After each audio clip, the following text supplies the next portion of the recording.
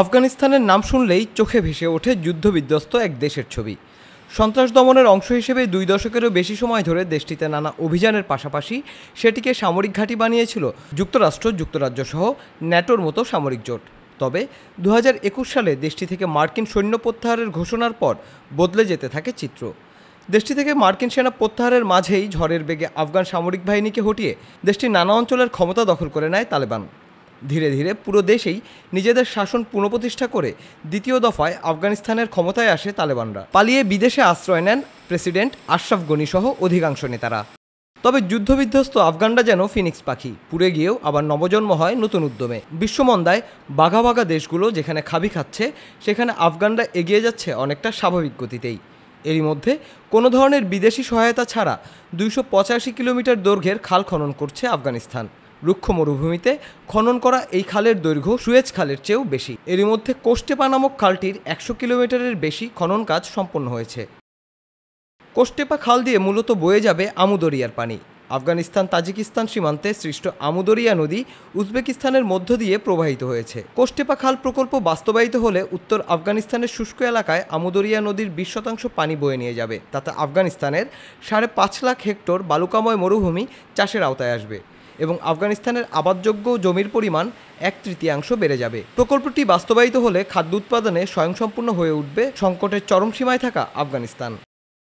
প্রকল্পটি বাস্তবায়ন করতে আফগানদের গুনতে হবে 9 কোটি 10 লাখ মার্কিন ডলার। এই বিশাল পরিমাণ অর্থ যোগানে কোনো বিদেশি সাহায্য পাচ্ছে না তালেবান সরকার। প্রথম 8 মাসে খালটি খনন করতে আফগানিস্তানে খরচ হয়েছে অভ্যন্তরীণ রাজস্বের 8%।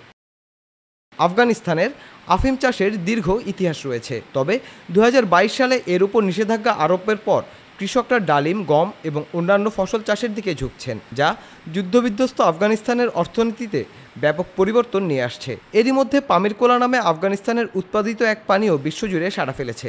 এটিকে বিশ্বের সবচেয়ে বেশি বিক্রিত কোকাকোলার বিকল্প এবং স্বাস্থ্যকর হিসেবে ভাবা হচ্ছে ডালিম থেকে উৎপাদিত এই পানীয়। ডালিম উৎপাদন ও রপ্তানিতে শীর্ষ দেশগুলোর মধ্যে একটি আফগানিস্তান। দেশটিতে বছরে 6 লাখ টনের বেশি ডালিম উৎপাদিত হয়। কান্দাহার, হেলমান্দ, ফারা, হেরাত এবং বলক সবচেয়ে বেশি ডালিম উৎপাদনকারী প্রদেশ। এই পামির কোলা এরই মধ্যে যুক্তরাষ্ট্র সহ জার্মানি এবং কাজাখস্তানও পাঠানো হয়েছে। ইরান, সংযুক্ত আরব আমিরাত এবং মধ্য এশিয়ার দেশগুলোতেও এই পানীয় রপ্তানি করছে আফগানিস্তান। এছাড়া তুরস্ক, ভারত, পাকিস্তানেও এটি রপ্তানি হচ্ছে, যা আফগানদের অর্থনীতির বদলে গুরুত্বপূর্ণ ভূমিকা রাখবে। তবে নানাবিধ উন্নয়নের ভিড়েও নানা ধরনের পদক্ষেপ এবং কর্মকাণ্ডের কারণে সমালোচনার কমতি নেই ক্ষমতাসীন তালেবান সরকারের। 2001 সালে ক্ষমতাচ্যুত হওয়া তালেবানরা এবার ক্ষমতা দখলের পর পরিবর্তনের জয়গান শোনালেও সেটির বাস্তবিক প্রয়োগ খুব একটা দেখা যায়নি। তালেবান সরকার ক্ষমতায় আসার পর আফগানদের আবারও কঠোর শরিয়া শাসনের মুখে পড়তে হয়েছে। নিষিদ্ধ করা হয়েছে অন্যান্য রাজনৈতিক দলগুলোর সব ধরনের কার্যক্রম।